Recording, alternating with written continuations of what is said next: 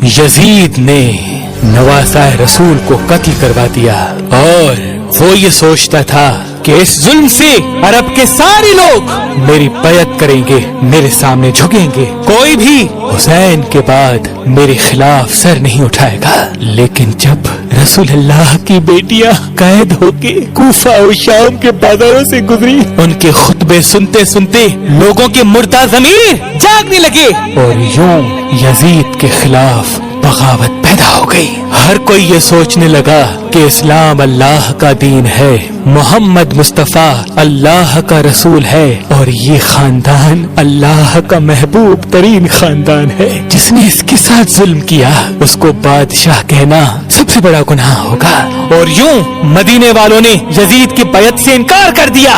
Yazid ने मदीने पे हमला किया। तारीख ने लिखा 3 दिन तक यजीद की फौज मस्जिद नबवी में अपने घोड़ों को बांध के असहाबे रसूल की नामोस के साथ बेहुरमती करते रहे और यूं मक्के से भी यजीद के खिलाफ बगावत बढ़ने लगी। फिर यजीद ने खाना काबा पे हमला किया और खाना काबा को आग लगा दी। इस वाक़ये को वाक़या हिरा के नाम से आज भी याद किया जाता है। हर कोई यजीद पे लानत करता रहा, लेकिन यजीद किसी को अपने खिलाफ देखता तो उसका सर कलम करवा देता था। लेकिन अल्लाह की अदालत इंसाफ करती है। उन दिनों यजीद एक शदीद बीमारी में मुब्तला हो गया था। उसकी आंतें जलने लगी थी। वहाँ के हकीम परेशान होने लगे थे कि ये कैसी बदतरीन बीमारी है कि तुम्हारा पेट अंदर से खत्म हो रहा है, जल रहा है। यजीद को इतनी प्यास लगती थी कि वो पानी के लिए तरसता था, लेकिन जब पानी पीता था तो वही पानी उसके पेट को जलाता था।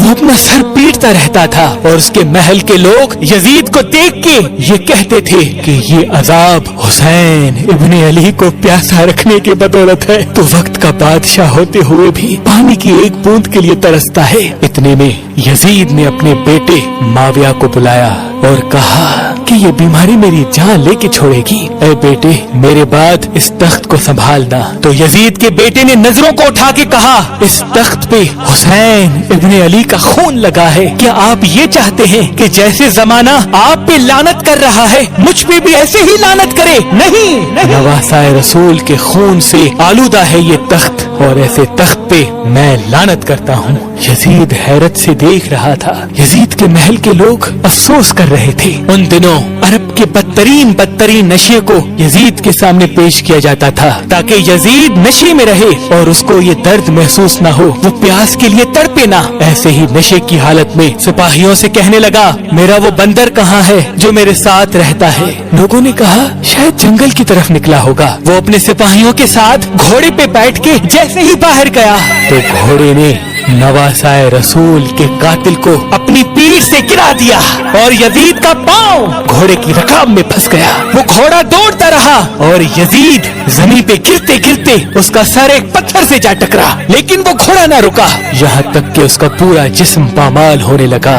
यजीद की फौज ने जब यजीद की लाश को देखा तो वो कहने लगे, हुसैन इब्ने अली के खून की यही सजा है और उसको शाम में तदफीन कर दिया। आज भी यजीद मलौन की कब्र मौजूद है और लोग उस कब्र को देख के लानत करते हैं। इमाम अली अलैहिस्सलाम ने फरमाया कि कुफ्र की हुकूमत तो कायम हो सकती है लेकिन जुल्म की हुकूमत नहीं चल सकती। यजीद निशान इबरत बन गया कि इस जमीन पे जो भी जुल्म करेगा अल्लाह उसका नाम खत्म कर देगा और आने वाली नस्लों के लिए उसको निशान इबरत बना लेगा। अल्लाह के वली हजरत शाह शम्स तबरेज ने फरमाया कि पत्थर इंसान के दिमाग पे असर करता है और ज़िमरद अल्लाह की तरफ से एक ऐसा अजीम तोहफा है जो इंसान के वजूद में तख्लीक की सिफत पैदा करता है, क्योंकि इसका रंग फैज और कुदरत की अनमोल देन है।